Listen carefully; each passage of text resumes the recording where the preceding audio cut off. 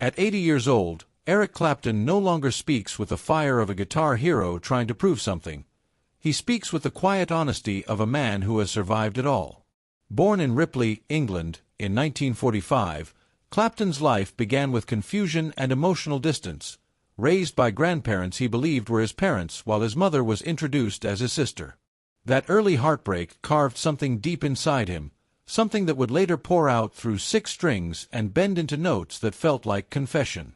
Obsessed with the blues of Robert Johnson, Muddy Waters, and B.B. King, Clapton didn't just learn guitar, he lived it. Fame came quickly with the Yardbirds, but when the band leaned toward pop success, he walked away, choosing authenticity over charts. That decision defined him. With Cream, alongside Jack Bruce and Ginger Baker, he became Slow Hand, the architect of blistering solos that helped invent the modern guitar hero. Songs like Sunshine of Your Love turned him into a legend, but legends still bleed. His restless spirit carried him through Blind Faith, Derek and the Dominoes, and into collaborations that shaped rock history. It was during this era that his life intertwined with George Harrison of the Beatles, not just professionally, but painfully personally. Clapton played the aching solo on While My Guitar Gently Weeps, a moment of pure musical brotherhood. But behind the scenes, he was falling in love with Harrison's wife, Pattie Boyd. That forbidden love ignited one of rock's most famous confessions, Layla.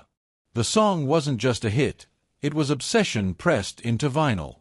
4 years, fans saw rivalry, betrayal, and scandal. But now, at 80, Clapton tells a different truth. He calls George a brother. He admits there was competition, yes, 2 master guitarists with different souls, but he insists forgiveness defined their story more than jealousy ever did. George carried light, Clapton reflects, even when things were dark. While the world worshipped him as guitar god, Clapton was privately unraveling. Heroin, alcohol, self-destruction, the 1970s nearly erased him. Sobriety in the early 80s became his greatest comeback, not an album, not a tour, but survival. Then came the unimaginable, the tragic death of his 4-year-old son in 1991. Out of that devastation emerged Tears in Heaven, a song so fragile it felt like it might break mid-verse. It showed the world that beneath the icon was simply a grieving father. And through it all, the love triangle, the addiction, the loss, George remained in his orbit. When Harrison battled illness before his passing in 2001, Clapton visited quietly. No headlines, just presence. Later, organizing the concert for George became one of the proudest, most emotional tributes of his life. Today, Clapton's voice carries less ego and more gratitude.